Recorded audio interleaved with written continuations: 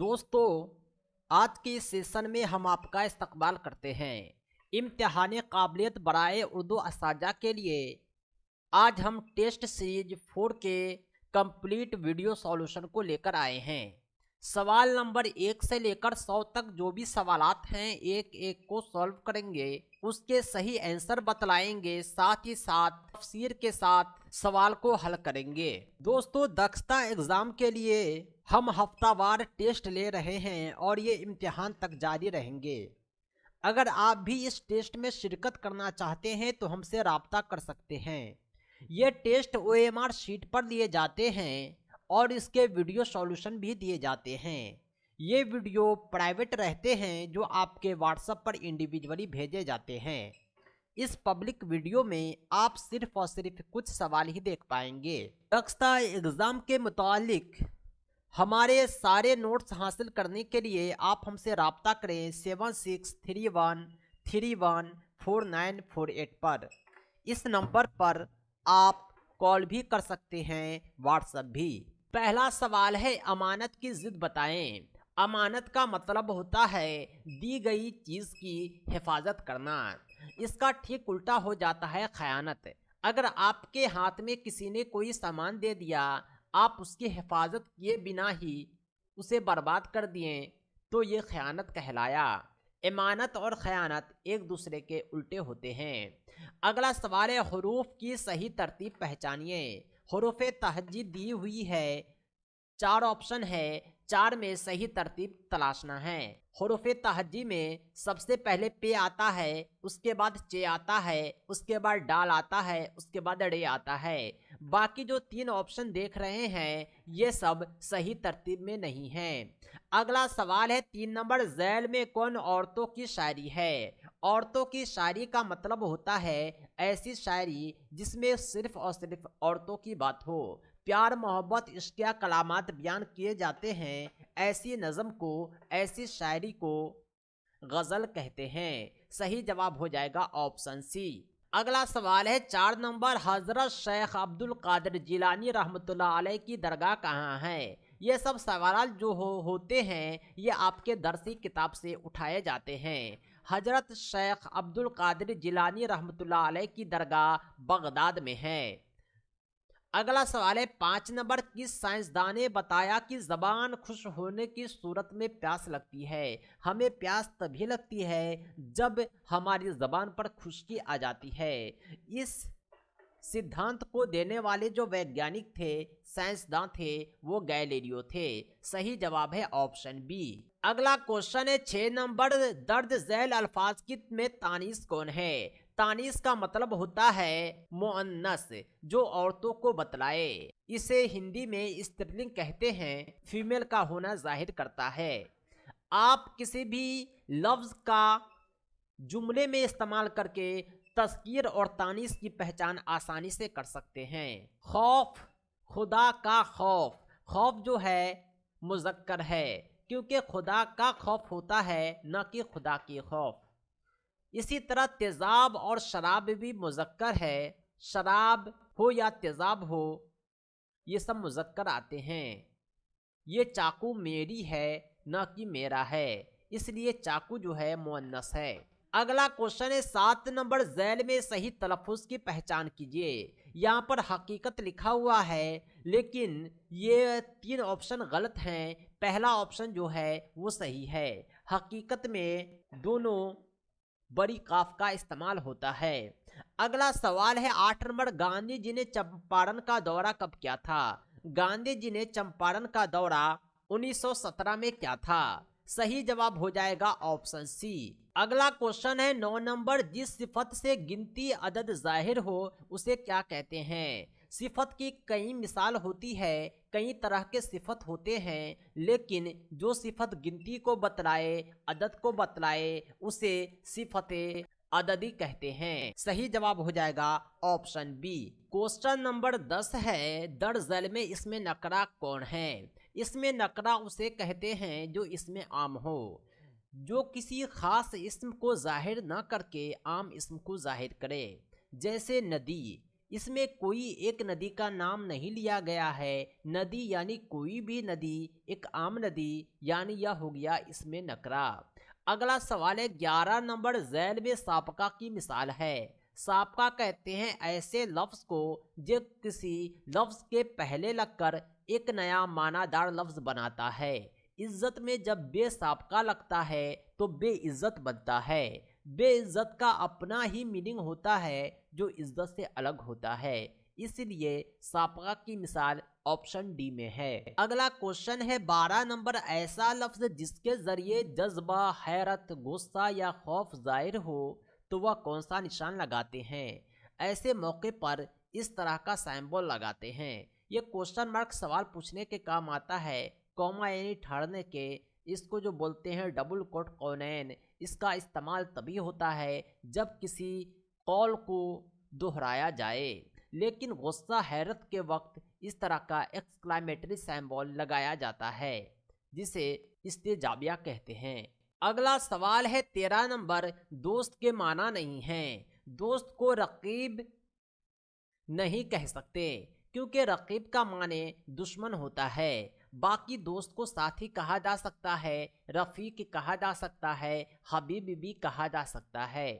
अगला सवाल है 14 नंबर, हकीकत का हम माना लफ्ज क्या है। हकीकत का मतलब होता है असलियत। अगला सवाल है 15 नंबर, आपे से बाहर होना का क्या मतलब है। आपे से बाहर होना का मतलब होता है बहुत ज्यादा गुस्सा होना। अगला सवाल है 16 नंबर, किसी शख्सियत की मुख्तसर मगर जामे तस्वीर कुशी क्या है। खाका को नसर की ऐसी किस्म कहा जाता है जिसमें किसी शख्सियत की मुख्तसर तस्वीर कुशी की जाती है। किसी भी शख्सियत के बारे में, उसके किरदार के बारे में कुछ लिखना खाका कहलाता है। अगला सवाल है 17 नंबर, खल्क की जमा बतलाएं। खल्क की जमा होता है अखलाक। 18 नंबर सवाल है, पहला मुगल बादशाह कौन था। पहला मुगल बादशाह बाबर था। अगला सवाल है, भारत का कौमी फल क्या है। हमारे भारत का कौमी फल आम है। अगला सवाल है 20 नंबर, नज्म गंगा के मुताबिक, ये नज्म गंगा आपके दरसी किताब में है। गंगोत्री से निकली कैसी उछल उछल कर। सही जवाब हो जाएगा ऑप्शन ए। अगला सवाल है, नागार्जुन सागर बांध किस नदी पर है। नागार्जुन सागर बांध जो है कृष्णा नदी पर है। अगला सवाल है 22 नंबर, क्रिसमस का त्यौहार कौन लोग मनाते हैं। क्रिसमस का त्यौहार ईसाई लोग मनाते हैं। अगला सवाल है 23, हमारे मुल्क की सबसे लंबी नदी कौन है। हमारे मुल्क की सबसे लंबी नदी गंगा नदी है। सही जवाब हो जाएगा ऑप्शन डी। अगला सवाल है 24 नंबर, दिल्ली की जामा मस्जिद को किसने बनवाया। दिल्ली की जामा मस्जिद को शाहजहां ने बनवाया। अगला सवाल है, मैं 5वीं क्लास में पढ़ता था, जमाने की पहचान कीजिए। दोस्तों जमाने 3 होते हैं, माजी, हाल, मुस्तकबिल। 5वीं क्लास में पढ़ता था यानी ये जो है गुजरा हुआ ज़माना है, इसलिए सही जवाब हो जाएगा ऑप्शन ए। माजी कहते हैं गुजरे हुए ज़माने को, हाल कहते हैं मौजूदा ज़माने को, मुस्तकबिल कहते हैं आने वाले ज़माने को। अगला सवाल है 26 नंबर, बेगम हजरत महल का ताल्लुक किस जंग आज़ादी से है। बेगम हजरत महल का ताल्लुक 1857 की जंग आज़ादी से है। अगला सवाल है 27, गर्मी के मौसम की परेशानियां नहीं हैं। गर्मी के मौसम की परेशानियां लू का चलना, तेज़ धूप, पसीने से गुस्ल है, लेकिन तेजाबी बारिश गर्मी के मौसम की परेशानियां नहीं है। इसका ताल्लुक किसी और प्रदूषण से है। अगला सवाल है 28 नंबर, एक्स की कदर यानी एक्स का वैल्यू पता करना है। कहाँ, जब एक्स बराबर 2/2 1/2 के बराबर हो। ऐसी स्थिति में यहाँ बराबर के दाएं और बाएं तरफ देखिए, नीचे डिनोमिनेटर में 2 है, हम 2 से 2 को काटेंगे, x बराबर 1 हो जाएगा। सही जवाब ऑप्शन बी है। अगला सवाल है 29 नंबर, किसी आदादे शुमार जिसकी लंबाई, चौड़ाई, ऊंचाई यकसा हो यानी आपस में बराबर हो, वह क्या होता है। इस तरह का शेप जिसकी लंबाई, चौड़ाई, ऊंचाई सब आपस में बराबर होता है, उसे क्यूब कहते हैं। सही जवाब हो जाएगा ऑप्शन सी। अगला क्वेश्चन है 30 नंबर, 5555 को नंबर में लिखें।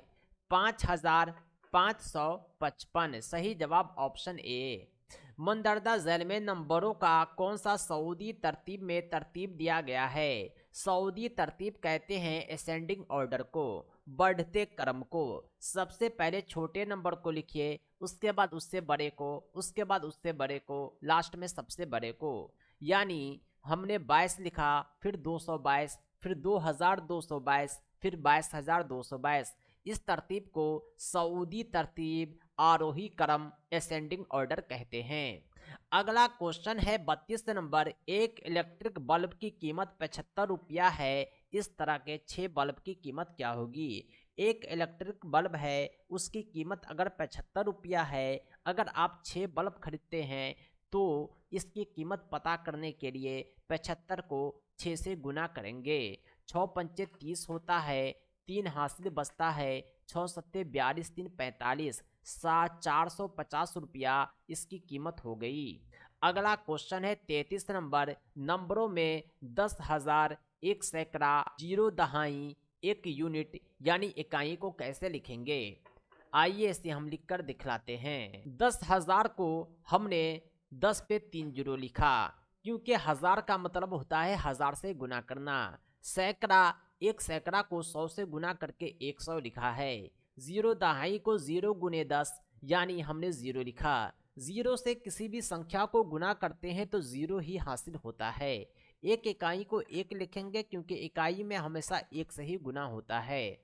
उसके बाद सभी को हम जोड़ देंगे तो हमें आ जाएगा 10,101, जो सही जवाब होता है। अगला सवाल है 34 नंबर, 936 में 3 की मकामी कीमत और 3 की ज़ाती कीमत के दरमियान फ़र्क क्या है? हम 3 का मकामी कीमत निकालेंगे, फिर 3 का ज़ाती कीमत निकालेंगे और दोनों के दरमियान फ़र्क लाएंगे। मकामी कीमत जो होता है मकाम के मुताबिक बदलता रहता है। 3 जो है दहाई के मकाम पर है, इसलिए इसका वैल्यू 30 हो जाएगा, क्योंकि दहाई में 10 से गुना करते हैं। और ज़ाती कीमत को फेस वैल्यू कहते हैं, यानी इसका वैल्यू वही होता है जो दिखता है। 3 कहीं पर हो, इसका वैल्यू 3 ही होगा। 30 और 3 के दरमियान फ़र्क करेंगे तो 27 आएगा, जो सही जवाब ऑप्शन सी है। अगला सवाल है चपटी तस्वीर की शक्ल में क्या नहीं होता? ऐसी तस्वीर जो चपटी हो, इसमें लंबाई और चौड़ाई होता है, इसलिए इसमें दायरा भी होगा और रकबा भी होगा, लेकिन हजम इसमें नहीं होगा, जिसे आयतन वॉल्यूम कहते हैं। क्योंकि आयतन का फॉर्मूला होता है लंबाई गुने चौड़ाई गुने ऊंचाई, इसमें ऊंचाई नहीं है, इसलिए आयतन हजम नहीं हो सकता। अगला सवाल है 36 नंबर, किस कसर की ज्यादा से ज्यादा कदर है? 4 कसर दिया हुआ है, पी बट्टा क्यू के रूप में बट्टे वाली संख्या है। इस भिन्न को देखेंगे तो आप पाएंगे कि ऊपर जो है सब में सेम है, जिसे नोमिनेटर कहते हैं। अंश सेम हो, हर डिफरेंट हो, तो जो हर सबसे छोटा होगा, डिनोमिनेटर सबसे छोटा होगा, वह कसर सबसे बड़ा होगा। जो डिनोमिनेटर सबसे बड़ा होगा वह कसर सबसे छोटा होगा। आप समझ गए होंगे सबसे बड़ा कौन है, सबसे छोटा कौन है। अगला सवाल है 37, एक हफ्ते में कुल कितने घंटे होते हैं? एक हफ्ते में 7 दिन होते हैं और एक दिन में 24 घंटे होते हैं। जब 7 को 24 से गुना करेंगे तो 168 आएगा, सही जवाब है ऑप्शन बी। अगला सवाल है 38 नंबर, यहाँ पर 4 वैल्यू दिया हुआ है 3.15, 3.05, 3.50, 3.55। इसमें सबसे बड़ा कौन है? ऐसे वक्त में जब आप देखेंगे 3 जो है सब में कॉमन है, दशमलव भी अपनी जगह सब में है, लेकिन बड़ा और छोटे को देखना हो तो जो हम दशमलव के बाद इशारिया के बाद देखेंगे दाएं जानिब जो सबसे बड़ा नंबर होगा वही सबसे बड़ा अदद हो जाएगा। अगला सवाल है 5/13 और 13/5 को जोड़ना है। ये बट्टे पर का जोड़ है, आइए इसे हम सॉल्व करके दिखलाते हैं। आप देख पा रहे होंगे 5/13 और 13/5 को हम जोड़ते हैं। एलसीएम 65 आता है। 13 से 65 को भाग देंगे, 5 को 5 से गुना करेंगे तो 25 आएगा। इसी प्रकार 5 से 65 को भाग देते हैं तो 13 आता है, 13 को 13 से गुना करते हैं तो 169 आता है। जब दोनों को ऊपर ऊपर जोड़ेंगे तो 194 आएगा, नीचे 65 अपनी जगह है, जो सही जवाब है। अगला सवाल है 40 नंबर, दर्ज झैल में कौन सा मुरब्बा नंबर है? मुरब्बा नंबर उसे कहते हैं जो किसी नंबर को आपस में गुना करने पर हासिल होता है। 343, 125, 111 में कोई ऐसा नंबर नहीं है जिसे आपस में गुना करने पर हासिल हुआ हो, लेकिन 11 को जब 11 से गुना करेंगे तो 121 आएगा, इसलिए 121 मुरब्बा नंबर है। अगला सवाल है वाहिद यक्सा प्राइम नंबर कौन है? वाहिद यक्सा प्राइम नंबर 2 है। केवल 2 ही ऐसा इवन नंबर है जो प्राइम है। अगला सवाल है 42 नंबर, एक अदद को खुद से 3 बार ज़र्ब देने से हासिल करदा नंबर कहलाता है। ज़र्ब देने का मतलब होता है गुना करना। अगर किसी भी अदद को खुद से 3 बार गुना किया जाए, ए को ए से 3 बार गुना किया जाए तो क्या हासिल होगा? ये जो ए क्यों हासिल होगा, इसे मकअब नंबर कहते हैं।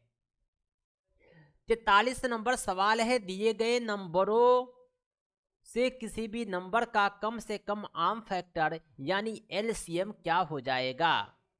यानी जब भी आप एलसीएम निकालेंगे तो जितने भी नंबरों का एलसीएम निकालेंगे, एलसीएम जो होगा उससे बड़ा होगा या बराबर होगा। एज फॉर एग्जाम्पल 2, 4, 6 इस 3 नंबर का आप एलसीएम निकालते हैं तो इसका जो एलसीएम आएगा वो 6 आएगा या 6 से ज़्यादा आएगा। 6 से कम कभी भी नहीं आ सकता। अगला सवाल है 44 नंबर, कौन सा दुरुस्त है? 4 ऑप्शन है, बड़े और छोटे का निशान है, आप देखिए कौन बड़ा है कौन छोटा। कहा जाता है कि जिधर टूटी होती है उधर छोटी होती है। आप देख पा रहे होंगे ऑप्शन ए में 0.05 को 0.50 से छोटा बतलाया गया है, बाकी में ठीक उल्टा है, 0.51 को 0.15 से छोटा कहा गया, जो गलत है। तीनों ऑप्शन गलत है, सिर्फ एक ही ऑप्शन सही है। अगला क्वेश्चन है 22/7 को एशारिया में तब्दील करने से क्या हासिल होगा? 22/7 को जब दशमलव में बदलेंगे, डेसिमल पॉइंट में लाएंगे, 3.14 होगा। आपने मैथमेटिक्स में पाई आर स्क्वायर वृत्त का क्षेत्रफल निकाला होगा, वहां पाई का वैल्यू आप कभी 22/7 और कभी 3.14 पुट करते होंगे।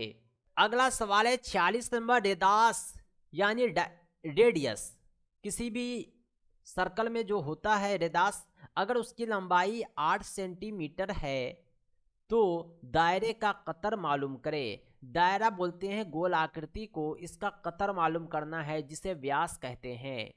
डायमीटर कभी भी रेडियस का 2 गुना होता है। आप रेदास 8 सेंटीमीटर का 2 गुना 8 दूना 16 सेंटीमीटर हासिल करेंगे। अगला क्वेश्चन है रहीम को एक मुरब्बा मैदान में दौड़ते हुए 160 मीटर का फासला तय करना पड़ता है, मैदान की लंबाई मालूम करें। मुरब्बा शक्ल का जो मैदान होता है, इसकी लंबाई चौड़ाई सभी बराबर होते हैं। लंबाई अगर ए हो, चौड़ाई ए हो, तो इसका चारों ओर का लंबाई है वो 4a हो जाएगा। जब 4a का वैल्यू 160 है तो a का वैल्यू क्या होगा? इसे हासिल करने के लिए आप 160 को 4 से भाग देंगे, 4 चौका 16 आता है, 40 हासिल होगा। सही जवाब है ऑप्शन बी। अगला सवाल है 48 नंबर, मुंदरदा झैल में कौन रेवड़ में नहीं रहता है? रेवड़ बोलते हैं झुंड को। अक्सर जंगली जानवर जो होते हैं या घरेलू जानवर होते हैं वो झुंड में रहा करते हैं, लेकिन पालतू जानवर झुंड में नहीं रहते हैं। अगला क्वेश्चन है 49, मधुबनी पेंटिंग का ताल्लुक कहाँ से है? मधुबनी जो है बिहार का एक शहर है, इसलिए मधुबनी पेंटिंग का ताल्लुक बिहार से है। अगला सवाल है 50 नंबर, मुंदरदा झैल में कौन ज्यादा देर तक सोता है? जिराफ, गाय, बिल्ली, अजदहा। जिराफ जो है दिन में 2 घंटे सोता है, वही गाय दिन में 4 घंटे सोती है। बिल्ली दिन में 12 घंटे सोती है और अजगर दिन में 18 घंटे सोता है। आप जान पाएंगे कि सबसे ज्यादा चारों ऑप्शन में कौन सोता है। अगला क्वेश्चन है धातु के ऑक्साइड की खूबी क्या होती है? धातु के जो ऑक्साइड होते हैं वे अम्लीय एसिडिक तेजाबी होते हैं। अगला सवाल है जिम कॉर्बेट नेशनल पार्क कहाँ है?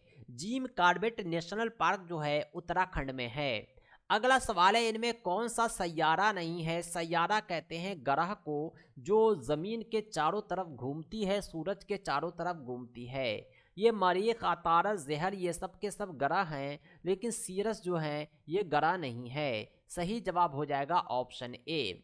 अगला सवाल है उत्तराखंड में मनाया जाने वाला त्यौहार जिसका नाम हरेला त्यौहार है, इसका ताल्लुक किससे है? दोस्तों हरेला त्यौहार उत्तराखंड में काफ़ी धूमधाम से मनाया जाता है। इसमें जो है बहुत ज़्यादा दरख्त लगाए जाते हैं। अगला क्वेश्चन है कौन सी श्वाएं जिल्द से कैंसर का सबब बनती है? यानी ऐसी किरण जो हमारी चमड़ी पर जब पड़ती है तो स्किन कैंसर पैदा करती है। ये जो शाह है, ये जो किरण है अल्ट्रावायलेट शाह कहलाती है। अगला सवाल है पौधों और जानवरों में तौलीद के कितने तरीके हैं? पौधे और जानवरों में तौलीद के खास तौर से 2 ही तरीके हैं, लैंगिक, अलैंगिक, सेक्सुअल और असेक्सुअल। अगला सवाल है 57 माहौलियाती निज़ाम में प्रोड्यूसर और सारिफान की तादाद का क्या तयन करता है? जो हमारा माहौलियाती निज़ाम है इसमें प्रोड्यूसर वे हैं जो अपना खाना खुद बनाते हैं। सारिफीन जो होते हैं अपने खाना के लिए प्रोड्यूसर और दूसरे जानदार पर मुनहसर होते हैं।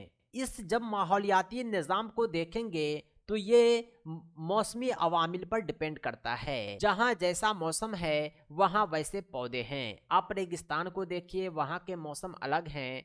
समुद्री इलाके को देखिए, मैदानी इलाके को देखिए, पहाड़ी इलाके को देखिए, मौसम अलग है। इसलिए यह मौसमी अवामिल पर डिपेंड करता है। अगला सवाल है फोर्स के बारे में। फोर्स कहते हैं बल को, धक्के को। यह फोर्स क्या होता है कि खूबी क्या है? इस जो धक्का है, जब आप किसी भी चीज़ को धक्का लगाएंगे तो वो आगे बढ़ेगा, पचक जाएगा, यानी उसमें नतीजा और सिमत दोनों है। उसमें डायरेक्शन भी है और कुछ ना कुछ रिजल्ट भी आता है। अगला सवाल है तेजाब की बारिश किसने दरियाफ्त किया? तेजाब की बारिश का जो खोज क्या था वह रॉबर्ट एंगस स्मिथ ने किया था। अगला सवाल है 60 नंबर माहौलियाती निज़ाम में पौधों और जानवरों के बाहमी ताल्लुकात की बुनियाद क्या है? माहौलियाती निज़ाम में जो पौधे और जानवर एक दूसरे पे डिपेंड होते हैं उसका कारण होता है ग़िज़ाइयत का रिश्ता, क्योंकि वे एक दूसरे को खाने पीने के लिए ही इस्तेमाल करते हैं। कुछ ऐसे होते हैं जो पौधे को खाते हैं, कुछ ऐसे होते हैं जो जानदार को खाते हैं। सब एक दूसरे पर डिपेंड करते हैं। अगला क्वेश्चन है सड़क की तामीर के लिए पेट्रोलियम की कौन सी मसनूआत इस्तेमाल होती है? सड़क की तामीर के लिए पेट्रोलियम की बिटुमिनस मसनूआत का इस्तेमाल होता है। डॉप्सन यूनिट के लिए इस्तेमाल किया जाता है। डॉप्सन जो होता है वो एक पैमाना है ओजोन की सतह की मोटाई के पैमाइश का। अगला सवाल है 63 नंबर मरकजी आलूदगी कंट्रोल बोर्ड का सदर दफ्तर कहाँ वाक़ है? मरकजी आलूदगी कंट्रोल बोर्ड का सदर दफ्तर नई दिल्ली में वाक़ है। अगला सवाल है 64 नंबर वो हिस्सा जिस पर इंसानी आँख किसी चीज़ की तस्वीर बनाती है। हमारी आँख जिस चीज़ की कहीं तस्वीर बनाती है वो रेटिना कहलाती है। हम जो कुछ भी देखते हैं वो रेटिना पर पर्दे की शक्ल में जो होता है दिखाई देता है, वही इसका चित्र बनता है। अगला सवाल है तवानाई एक गैर रवायाती जरिया क्या है? तवानाई का गैर रवायाती जरिया यानी जो कभी ख़त्म न होता हो, चाहे पेट्रोलियम हो, चाहे कोयला हो, चाहे एटमी बिजली पैदा करने वाली बिजली हो, ये सब के सब एक ना एक दिन ख़त्म होते हैं। लेकिन जो सौर पावर होता है, सोलर पावर होता है, जिसे शमसी तापकारी कहते हैं, ये गैर रवायाती ज़रिया है। इसके ख़त्म होने का इम्कान काफ़ी कम होता है। अगला सवाल है 66 नंबर माहौलियाती निज़ाम में मुख्तलिफ कीमियाई अनासिर कैसे चलते हैं? माहौलियाती निज़ाम में जो भी कीमियाई अनासिर है ये सब सर्कुलर चलते हैं। अगला सवाल है जानदारों के दरमियान खुराक हासिल करने की कतई ग़िज़ाई तरतीब को क्या कहते हैं?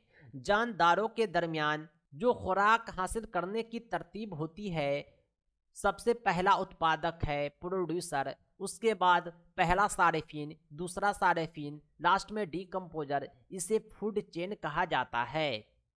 नेक्स्ट क्वेश्चन है 68 नेशनल इन्वायरमेंटल रिसर्च इंस्टीट्यूट कहाँ वाक़ है? National environmental research institute Nagpur Maharashtra में वाक़ है।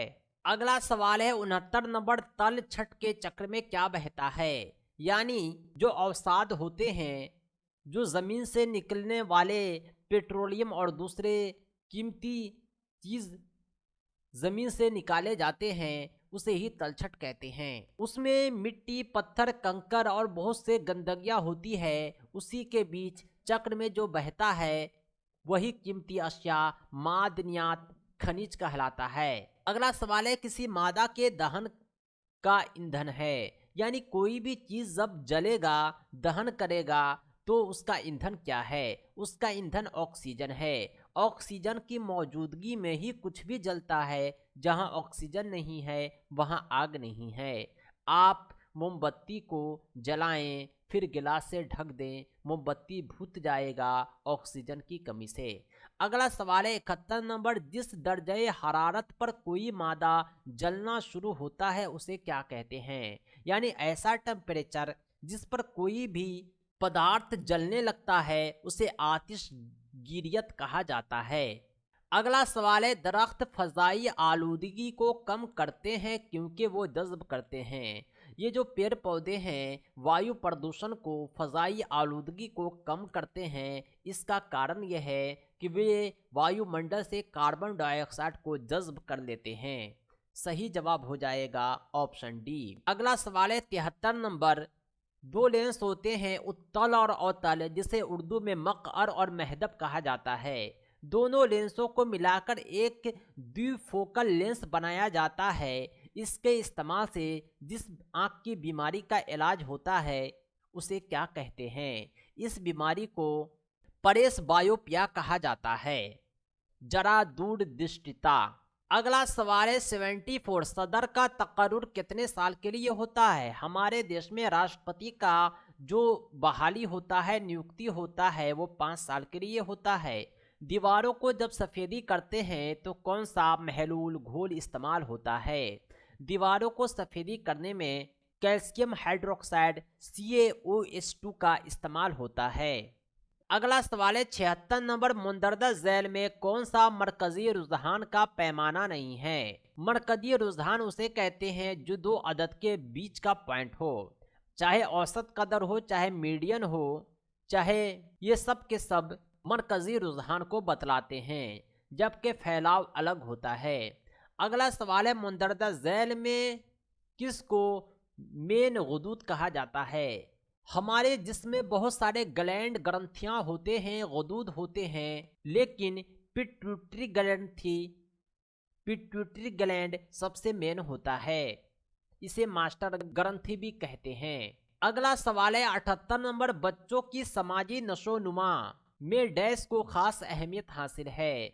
बच्चों की समाजी नशोनुमा में खेल को काफ़ी अहमियत दी जाती है, क्योंकि बच्चे खेल खेल में सामाजिकरण, सोशलाइजेशन सीख लेते हैं। अगला सवाल है 79, एक लड़की है सीमा जो किसी सबक को बहुत जल्दी सीख लेती है। दूसरी लड़की है लीना जो सीखने में बहुत ज़्यादा वक्त लगती है। ये जो डिफरेंट है सीमा और लीना में, ये तरक्की के किस उसूल की तरफ इशारा करता है? तरक्की का एक उसूल है इनफरादी उसूल, जो सीमा और लीना में के दरमियान फ़र्क को जाहिर करता है। अगला क्वेश्चन है बच्चों का तशख़ीस होना चाहिए। तशख़ीस एक तरह का इम्तिहान होता है, इसमें मुसलसल और जामे तशख़ीस लिया जाता है। बच्चों के हर पहलुओं को देखा जाता है, पास और फेल नहीं कहा जाता। 81 क्वेश्चन है मुंदरजा झैल में कौन सा बुनियादी मरहले में ज़बान की तालीम का मकसद नहीं है? बुनियादी मरहले में ज़बान की तालीम के बहुत सारे मकसद होते हैं, लेकिन लिसानी ग्रामर को कमाल तक याद रखना इसका मकसद नहीं होता। अगला सवाल है ज़बान की महारत के हवाले से कौन सा बयान दुरुस्त है? 4 ऑप्शन दिए हुए हैं, 3 गलत है, 1 दुरुस्त है। ज़बान की जो 4 महारतें हैं ये चारों आपस में जुड़ी हुई है। ये चारों महारतें हैं सुनना, बोलना, पढ़ना, लिखना। सबसे पहले बच्चा सुनता है, फिर बोलता है, फिर पढ़ता है, फिर लिखता है। ये चारों जो है एक दूसरे से संबंधित है। जिंदगी के हर उम्र में हम इसका इस्तेमाल करते हैं। जब तक पढ़ेंगे नहीं तब तक लिखेंगे नहीं, जब तक सुनेंगे नहीं तब तक बोलेंगे नहीं। अगला क्वेश्चन है 83, कहानी में पहाड़ी वादी का लफ्ज इस्तेमाल किया गया है। पहाड़ी इलाके में जुड़े दो अल्फाज पर गौर करें। इस मश्क से सवाल की एक मिसाल लिखिए। इस तरह के जो अगर सवाल दिए जाएं तो ये कहता है कि सियाको सबाक में ग्रामर की तालीम दी जा रही है। 84 नंबर क्वेश्चन है, फर्द में उन नफ्सियाती जिस्मानी हालतों की मुतहरिक तंजीम जो उसके माहौल के साथ उसकी मुनफरद हम आहंगी का तयन करती है, क्या कहलाता है? दोस्तों इसे शख्सियत कहते हैं। अगला क्वेश्चन है, अंगूर खट्टे हैं डैश की एक मिसाल है। अंगूर को अगर खट्टा कहा जाए तो ये अक़लियत की एक मिसाल होती है। अगला क्वेश्चन है, अपर प्राइमरी सतह पर ही अगला सवाल है 86, अपर प्राइमरी सतह यानी 6 to 8 अगर उर्दू ज़बान की तालीम दी जाए तो सबसे अहम मकसद क्या होना चाहिए? अपर प्राइमरी सतह पर उर्दू की तालीम देने का सबसे अहम मकसद है बच्चों की फ़हम के साथ पढ़ने की सलाहियत, लिखने की सलाहियत पैदा करना। यानी हम जो पढ़ा रहे थे बच्चे को 1 to 5 में केवल उसे प्रूफ सिखा रहे थे। अब बच्चे बड़े हो गए हैं तो उसके अंदर रवानगी के साथ पढ़ने की, हरूफ अक्षर को लिखने की सलाहियत होनी चाहिए। स्पिनर ने ज़बान सीखने के अमल में किस चीज़ पर सबसे ज़्यादा जोर दिया है? स्पिनर ने जो ज़बान सीखने के अमल में सबसे ज़्यादा जोर दिया है तक़लीद पर दिया है।